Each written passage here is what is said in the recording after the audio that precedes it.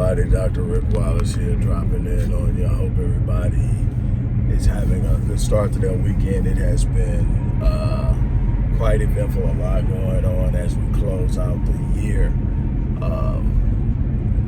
This is a mobile segment from the Black Voice, and I want to talk to you about something that's kind of been hot. And at first I wasn't going to address it on the Black Voice. I addressed it on a couple of other social media platforms like Instagram and Facebook, but I did not touch on it on here. But then I thought I was missing the opportunity to shed light on some things. I was missing a teachable moment, and so I decided that I would, of course,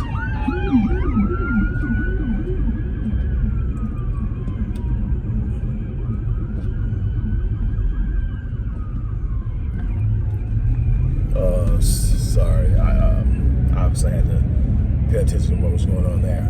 Look, before I get into it, I want to remind you that we definitely need your support with the work we're doing in research, the work we're doing in program development for programs within the community, boots on the ground type work, research, and you'll get us a little bit of a taste of what that looks like and how we work out and solve problems based on what I'm going to share with you in the next 3 or 4 minutes here.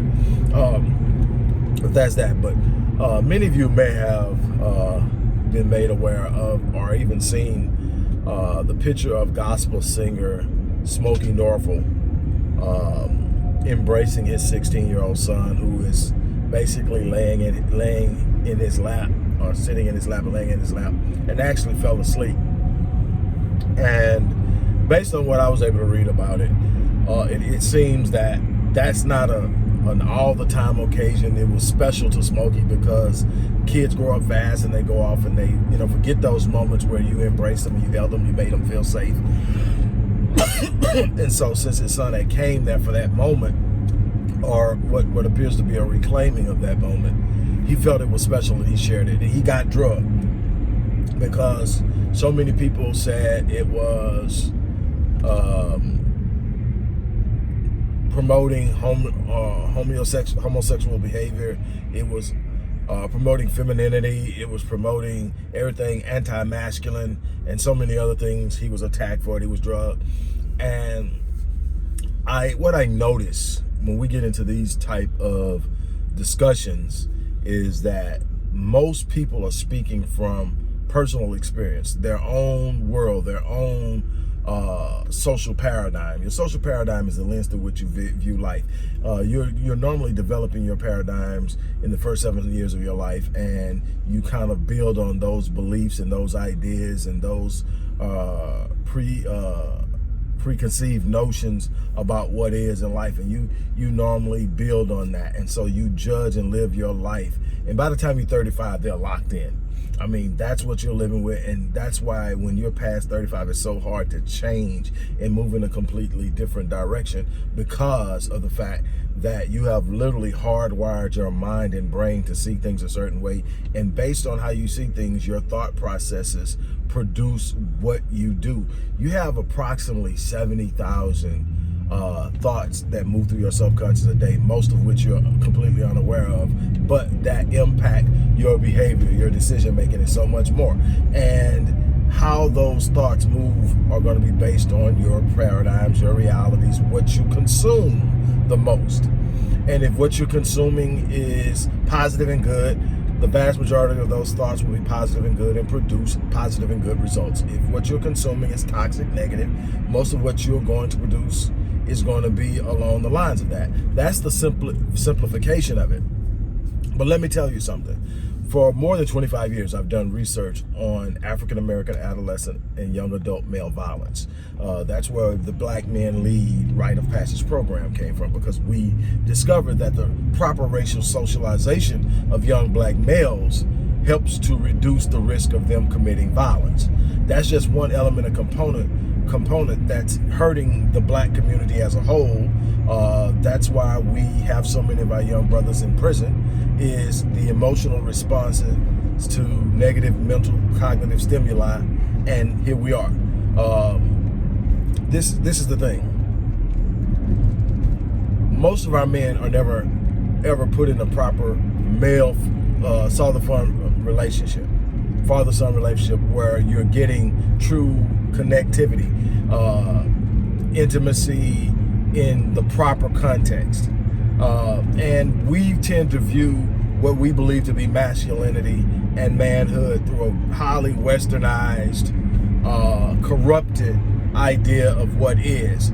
It's definitely not Afrocentric, and it's not even Eastern, it's Western, because if you look at some Eastern cultures outside of Africa, even further east, young males are actually more affectionate with dad than they are with mom. They have a stronger bond with dad than they have with mom. Most males here, especially black males, are tied to the apron strings of mom, and no one would ever say anything wrong if the son was laying in the lap of the mother, because that rings to be acceptable and appropriate to us. Here's the thing. I was 25 when I lost my great-grandfather, who was legally my father. They adopted me when I was a kid. Had me since I was 9 months old, adopted me at 2. And all the way up through school, while I never laid in his arms in that aspect, we took our naps together. I always took my naps in their bedroom. I lay across their bed, and when he got ready to take his nap, he would come lay across next to me. Sometimes he would be in there asleep, and I would lay next to him. And I can remember just the comfort of being in his presence. You know, anybody knows me knows I have no insecurities about my manhood. I know who I am. I've always known who I am. I always known who I was, and so that's never been a question. But that was a level of security I couldn't explain, but just being around him made me feel safer, even though I was probably at very little risk of being harmed when I left the house. That was the old Rick.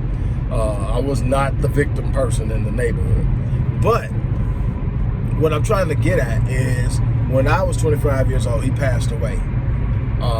And I can tell you the void that left in me. But what I can also tell you is the research that I've done, along with Dr. Joy DeGruy, who is recognized mostly for her work with post-traumatic slave syndrome, but also has done a great deal of work in the areas of African-American adolescent, young adult, and young adult male violence, along with Dr. Howard Stevenson from the University of Pennsylvania. And the work that I have done is that one of the most powerful influences in reducing the risk of male violence is the simple touch of an older male that they hold respect for and feel safe around. So many potential violent situations where young black men have become angry, and the number one reason they become angry is they feel disrespected. Disrespect is the number one catalyst for black African-American adolescent and young adult male violence, is the feeling of being disrespected. Now, how they interpret what is disrespectful is something else that comes along with the second most powerful influence, and that's proper racial socialization, which is why we have black men lead. The idea that it was so many men who were judging this brother off of their life experiences and then saying that's not the way. Here's my problem with it. If there was no major issues within the black community concerning young black men, I can say, okay, maybe we're in a good place. Maybe we're doing everything right. But it's hard to say, okay, this is how we've always done it, and it's good, when the second leading cause of death for black females ages 15 to 44 is intimate partner homicide. That's from black men not being able to process their emotions. That's from black men not being able to handle rejection. All of this comes from a lack of identity, an inability to understand, a lack of true male mentorship, proper socialization. So the essence of it is this, and I said this on the thread that I talked about on Facebook. To be totally honest, while this kid may seem soft, while this kid may seem weak, while this kid may seem to some black men or even other men to be feminine, I would actually prefer my 16-year-old daughter to meet that 16-year-old kid. You know why? Because my research tells me that kid is less likely to harm my daughter. than the macho kid that doesn't. If a male brushes up to him, they consider that, you know, a violation, and you know that's that gay shit. I mean, that's because we've never been taught to love one another. We've never been taught to embrace one another. We've never been taught to hug one another. And the power behind it is immensely powerful. I'm not just talking about what I think. I'm talking about what I've experienced in my life, but more importantly, I'm talking about what years and years of research has shown me, that one of the things we're lacking in the community is the ability of the black man to process his emotions properly, the ability of the black man to love and embrace and be strong with other black men without feeling like they're going to be judged and called whatever. And the thing is, I know some highly straight up thuggish gay dudes.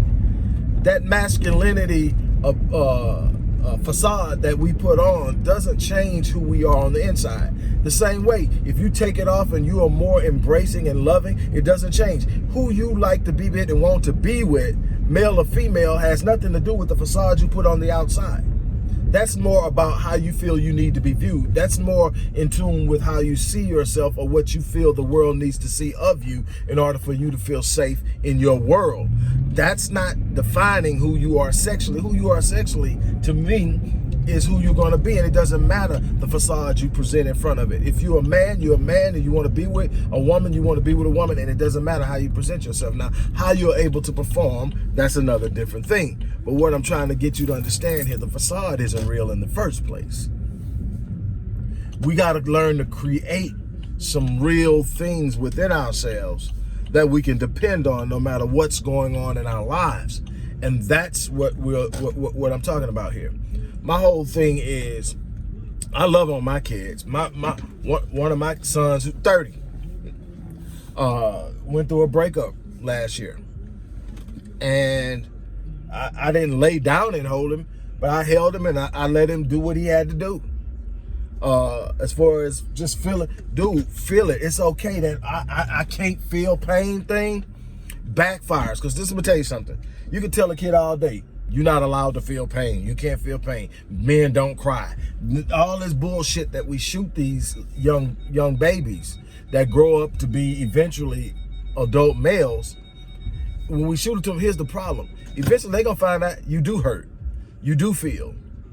Somebody can do something to you that bothers you.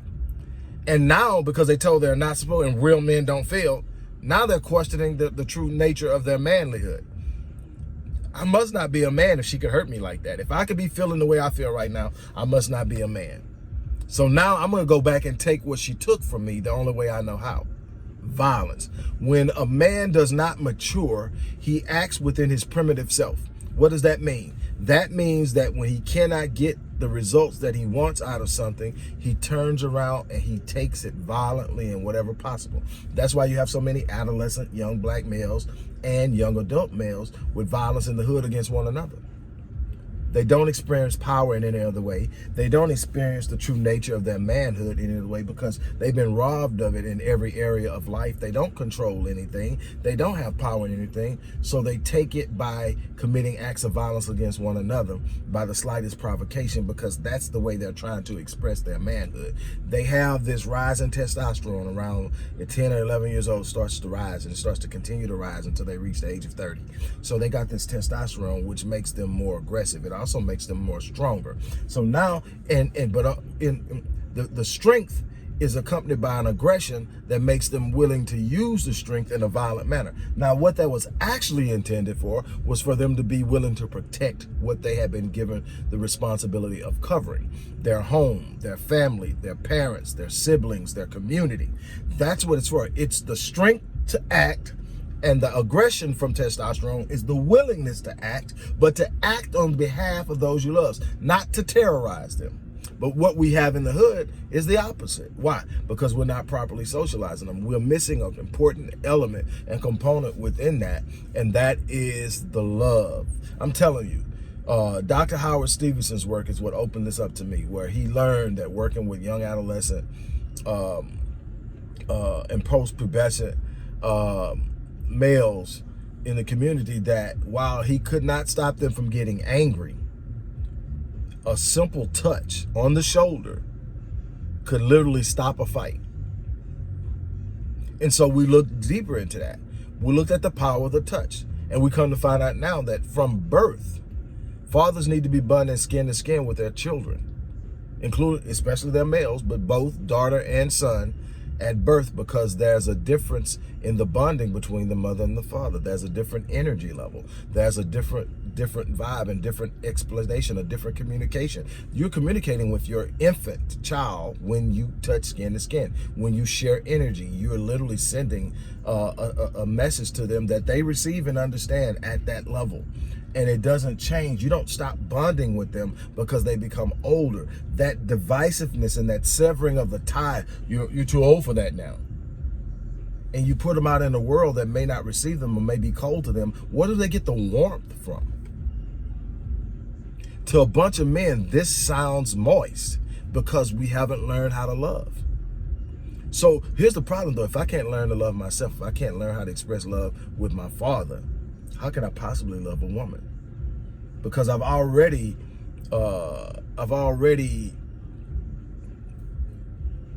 objectified her through her femininity as something to touch that I can't do with anywhere else. And so there's this uniqueness in that. There's so much, and that's the thing is we don't really truly understand research, because we normally research to back up our own ideas. So we do what's called biased research. We're looking for anything that will support what we want to say and believe, and we don't examine. I go deep, I ask all the questions, and there's so many elements and components. I could never touch it if I were to stay here 3 hours. I couldn't touch all the elements and components that are at play here. But what I can tell you is, again, my research tells me that my 16-year-old daughter is much safer in the hands of Smokie Norful son than he is some of these kids where they've been told, you know, that after 12 years old, you know, you're too old. At 10 or 11, you're too old. My thing is, the other misconception I got, and one of the problems I have, is so many people talking about that 16-year-old grown boy and laying in that man's hand. See, that's the problem. At what point did 16 actually become grown? At what point does 16 become grown? Look, I've been made it to my destination. I got to get out, go and get this workout over with so I can get back and do what I got to do at the house, but I had to touch on this. I'm going to open up a forum on that in a more in-depth discussion, because there's some things we definitely have to talk about when it comes to this, but I had to put that on the table. You guys have a great day.